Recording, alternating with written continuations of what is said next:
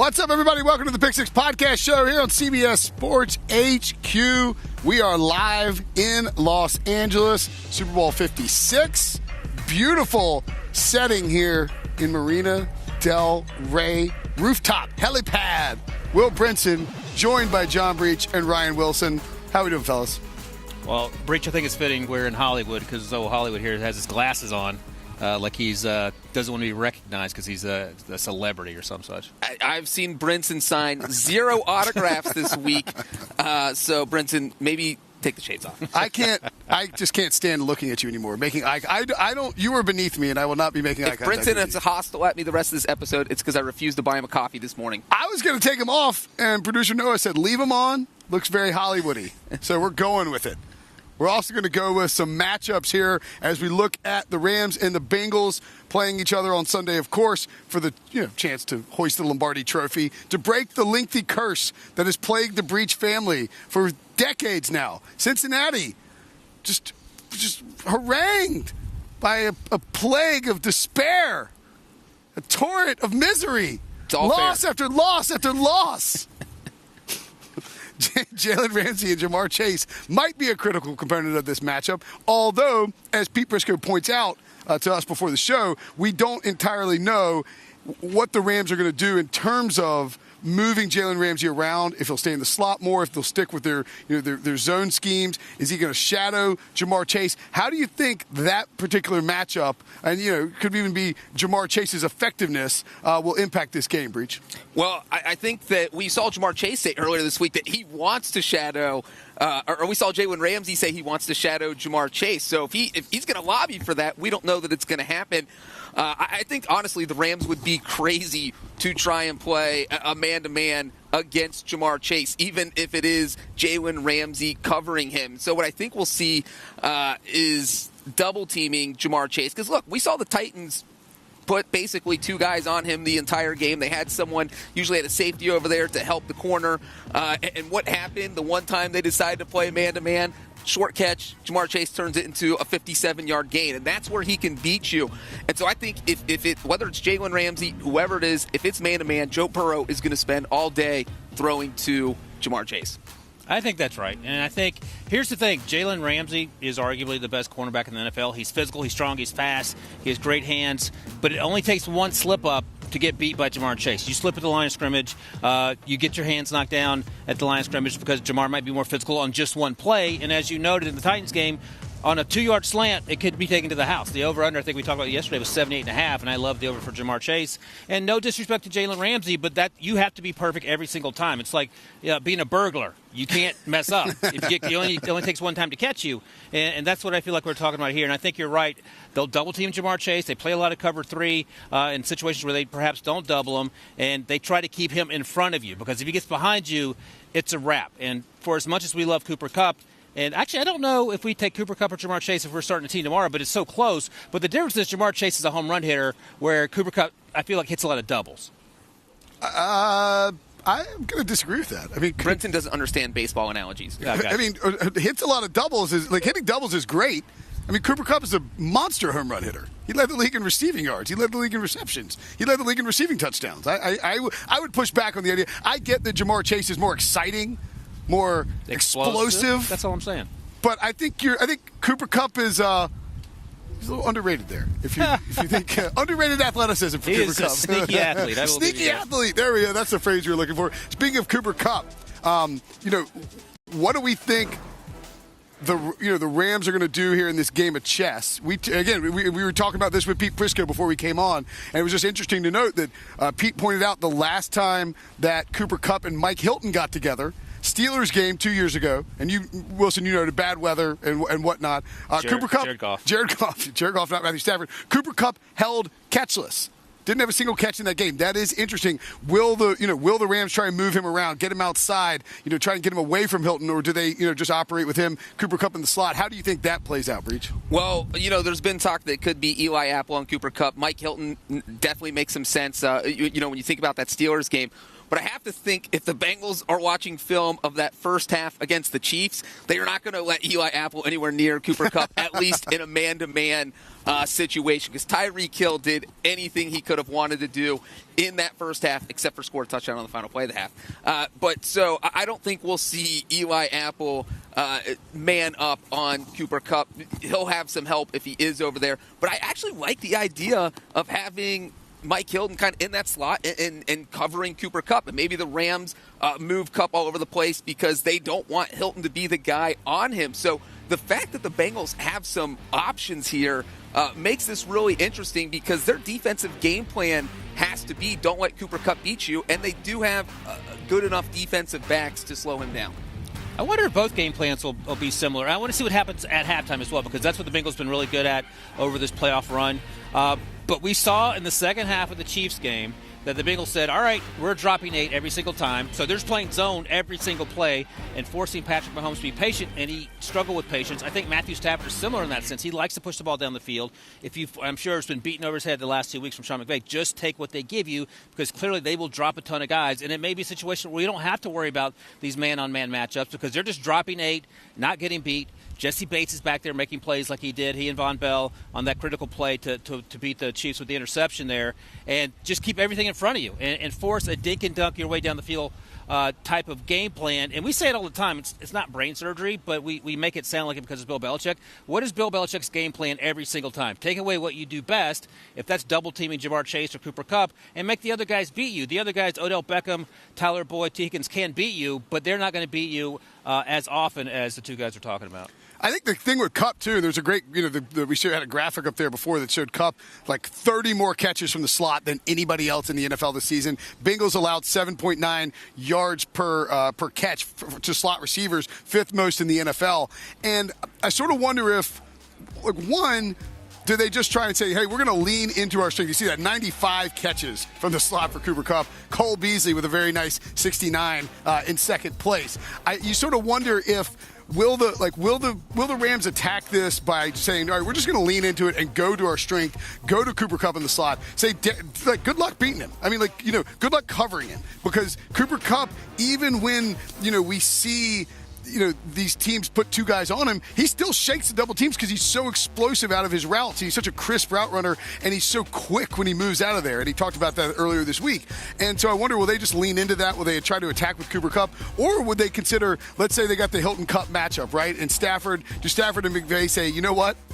If they think we're going to try and go after Kupp, we're going to go to Beckham and just feed Beckham out of the gate. Like, I think that would be an interesting strategy, and maybe something the Bengals aren't ready for, aren't prepared for. Maybe get them on their heels. They try to shift some coverages, and then all of a sudden you can go right back to Kupp in the slot. Or if they just they might just run their regular offense too. I don't think that's out of the question either. Or the Bengals will do the reverse Belichick and just say, you know what, we're not even going to worry about Cooper Kupp, because that's basically what they did the last time they were in the Super Bowl when they played the 49ers. Jerry Rice went off for a Super Bowl record 215 yards. The Bengals are like, we're going to let anybody else beat us, but we're going to let this guy go off. And that almost worked because they almost won the game. So that would be some weird. A bold strategy. That's some Brinson game theory. That is a Breachian galaxy brain at prime operation. Do not cover Cooper Kupp. Get off of him. Here's what we're going to do. They think we're going to put 11 guys on defense. We're going to put 10. What are we doing here, guys?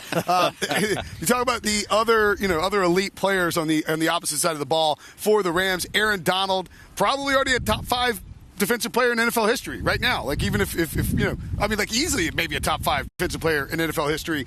What do we think the Bengals will do? Because, Breach, you can twist and turn and try to, mangle all these little factoids into your look how the Bengals are going to win this way. But the one thing you can't get away from is the fact that the Bengals offensive line is a weakness for Cincinnati. How will they handle Aaron Donald? Let me tell you, Breach is going to say, they're not going to block Aaron Donald. Let's see what happens. What if we do the reverse Belichick and say we trick Aaron Donald into getting Joe Burrow? Well, I think what Zach Taylor needs to do is watch a bunch of 49ers games. Kyle Shanahan did such a good job of kind of tailoring his offensive game plans away from Aaron Donald. He did not let Aaron Donald wreck the 49ers offense. Aaron Donald's going to make plays. Aaron Donald is going to wreck the Bengals offensive line. What you have to do is minimize how many times he does that. So maybe Aaron Donald gets 1 sack in the game instead of 5. If you have to, a lot of people were kind of baffled that Zach Taylor kept calling first down run plays against the Chiefs. Well, it will make sense if they do it here because they don't want to get Joe Burrow to get smashed by Aaron Donald every single play. And one way to do that and kind of limit Donald's effectiveness is to run the ball more often. So getting Joe Mixon involved early and successfully would definitely help negate what Aaron Donald can do. And that's exactly what Danny Cannell, our colleague, said, and former Giants quarterback said when I was talking. We did a hit yesterday from SoFi Stadium. FSU legend, Danny FSU legend, Danny Cannell. And he said basically what you're saying, Breach. You want to get the Aaron Donald, Von Miller, Leonard Floyd, those guys pinning their ears back coming downhill, and then run a draw play, run a quick screen, get the ball out of Burrow's hands because, as we know, we've been saying all week, he got sacked 9 times against the Titans. Yes, they won that game, but that's not a sustainable game plan. And I think leaning on Joe Mixon, who has actually gotten better each and every week during the playoffs in terms of both rushing and receiving. And if you talked about receiving being a critical part of his job. And he had the third most rushing yards in the NFL, which I think gets overlooked a little bit. And I think he's approaching, if not already exceeding, 100 total rush receiving yards in that final playoff game. So I think that has to be a critical part of the game plan. And if you're Sean McVay, I think you're fine with Mixon beating you as opposed to Jamar Chase and the rest of those wide receivers. Yeah, I mean, I think if I'm Sean McVay and Raheem Morris, I want the Bengals running the ball as much as possible.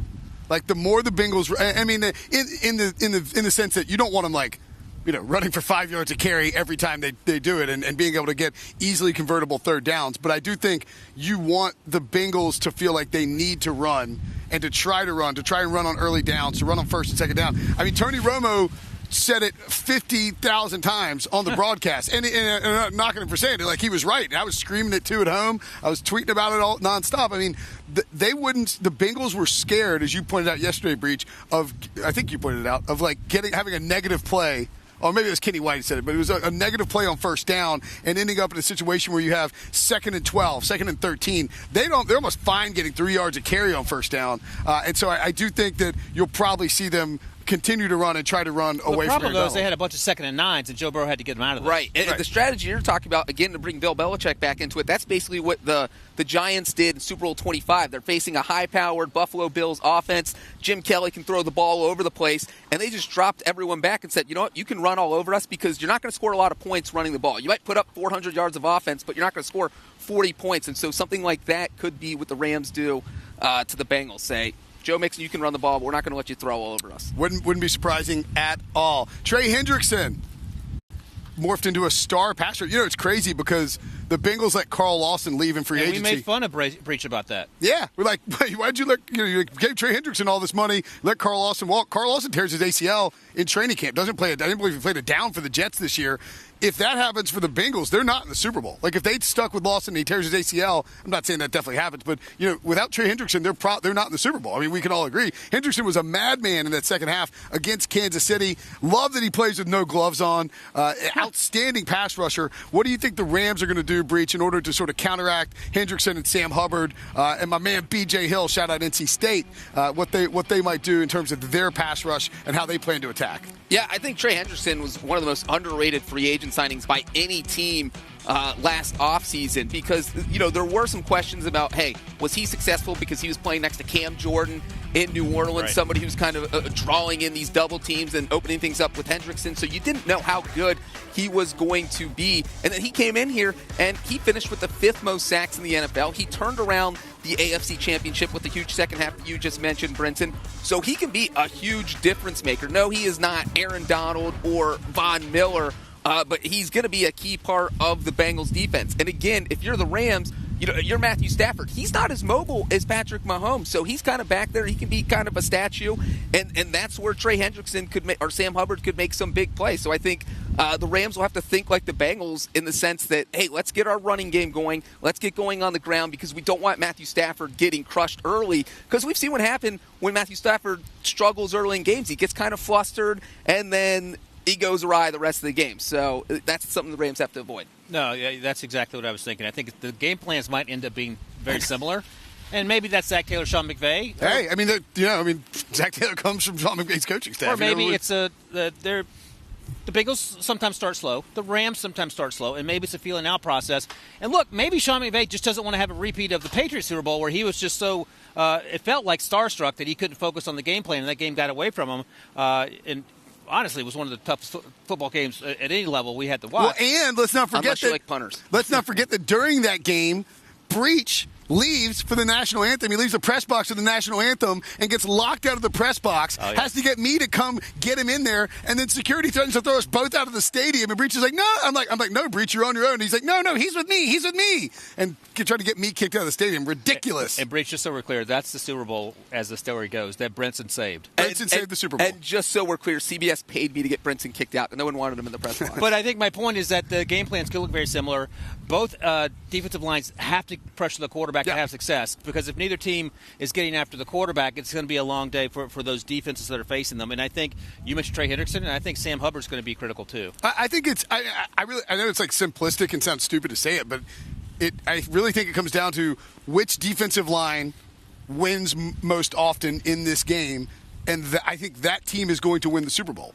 If Aaron Donald and Von Miller and Leonard Floyd don't get home on Joe Burrow, the Rams are going to struggle in this game. Yeah. And if the Bengals don't get home on Matthew Stafford, and then they're sort of forced to, like, let's say they can't get home with a pass rush. What is their adjustment? Do they? Because we saw it against Mahomes. He's running around, so they start dropping 8 to contain him. Do the Bengals? Do they drop guys in coverage, or do they start trying to blitz Stafford? Because Stafford will crush you if you blitz him. So I think that who can win without sending additional help, without sending additional pressure, that's probably going to determine who wins the Super Bowl. All right, we're going to take a break. Yeah. And when we do, after we come back, I've got a hilarious joke for you all. So stay tuned to the Pick Six Podcast Show here on CBS Sports HQ. We'll do some props and tell some jokes next. Do you want a sports network that delivers everything that matters about the game? The highlights, the picks, the instant analysis, no yelling, no fake debates, no politics. Hit the subscribe button and never miss a moment.